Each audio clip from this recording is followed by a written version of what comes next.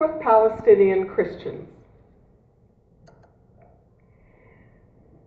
I have to say that conference was a turning point for me.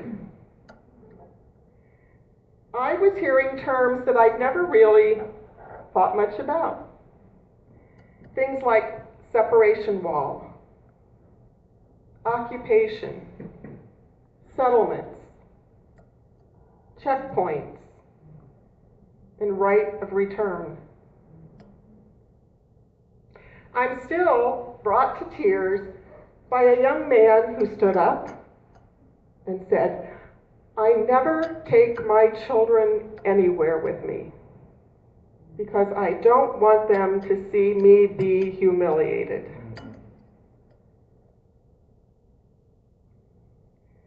At this meeting, we also heard from Reverend Alex Awad. Some of you may know Alex.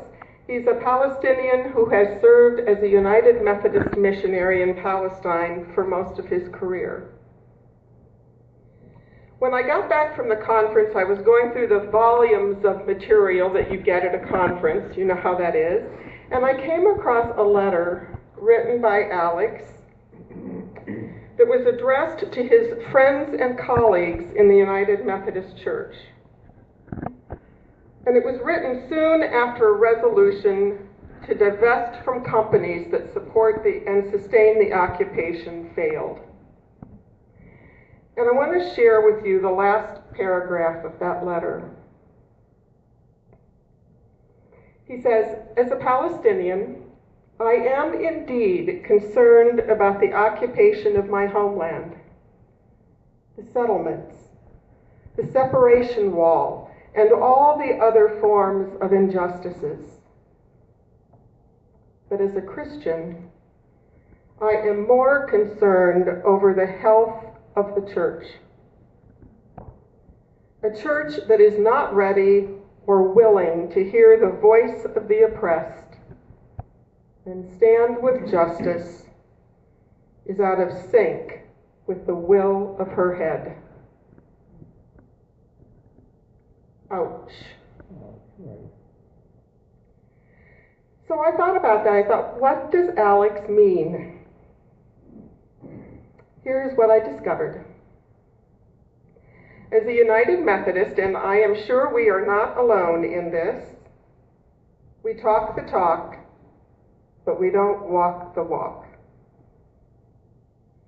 Let me tell you what I mean. As a church, we have passed many resolutions and statements regarding the conflict. Resolutions on opposition to Israeli settlements on Palestinian land, saying no to violence in the Middle East conflict, aligning United Methodist Church investments with resolutions on Israel and Palestine, and on they go. All talk, no action. We say that we're in favor of justice for Palestinians, and yet these resolutions do little to change the reality on the ground.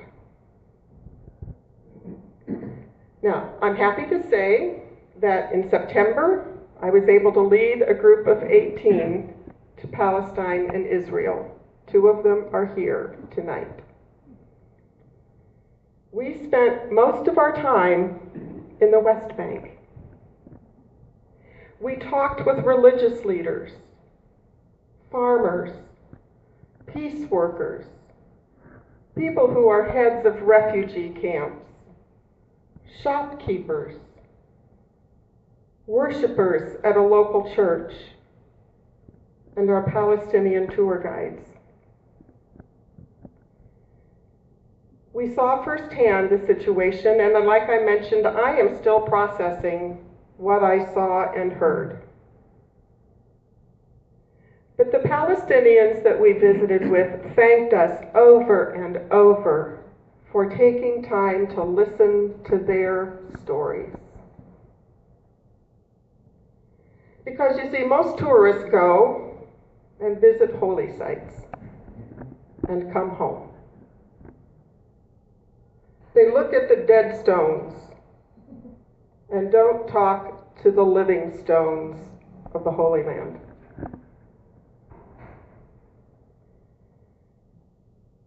I said I wasn't going to tell you, I wasn't going to make it a tour guide presentation, but I am going to share with you a little bit about one little village that we went to, just to give you an idea of what we saw. And this little village is Wadi Fukim. It sits in the valley of this beautiful valley with all kinds of olive trees and lemon trees and growing all kinds of vegetables. And I mean, it was really a lovely little place, a Palestinian village. On the mountains on both sides, huge settlements. 55,000 Israelis on both sides of this little village. Periodically, they open up their pipes and dump their raw sewage down into the valley below. There's a small little playground with 2 broken down swing sets under demolition orders. The United Methodist Church in California, the California Conference, is building a football field, not even finished, under demolition orders for security reasons. I personally don't see what a 5-year-old, how much of a security threat that is to anyone. A 5-year-old on a swing set or a 15-year-old playing soccer. The church in the Holy Land has called on the worldwide church to take nonviolent steps to stop the injustice. The steps include boycotts and sanctions and divestment. They've asked Christian denominations to stop investing their pension funds in companies whose products support the occupation. And happily, some of those denominations have followed their conscience and the teachings of Jesus, rather than compromise their moral calling in their pursuit of money.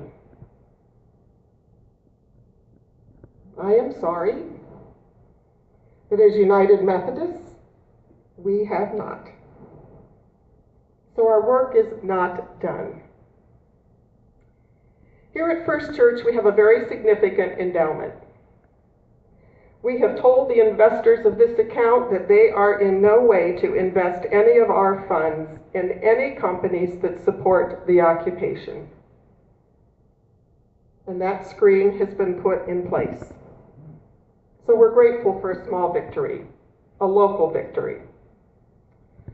At our annual conference last June, this church submitted a petition to the Iowa United Methodist Church to divest of stocks related to the occupation. And unfortunately, to our dismay, before it even came to the floor for a debate, our bishop ruled it out of order. No.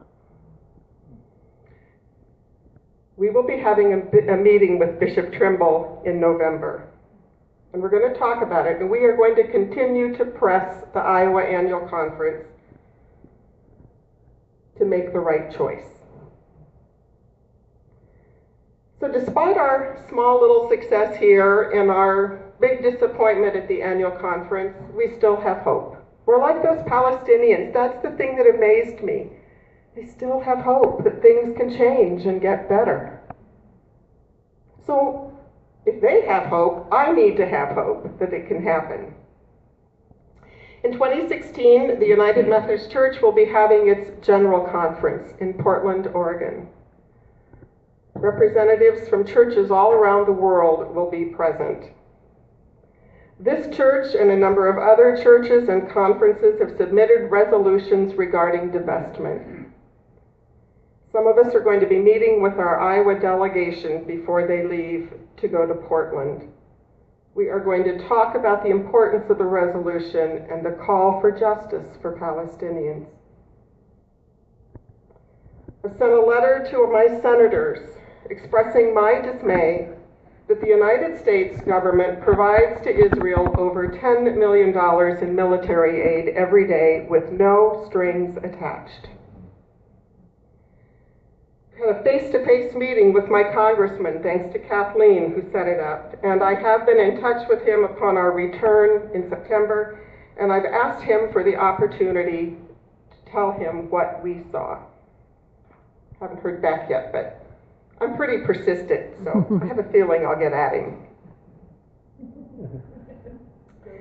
That's right. Our faith is not a passive faith. Bishop Shakur, who is a Palestinian and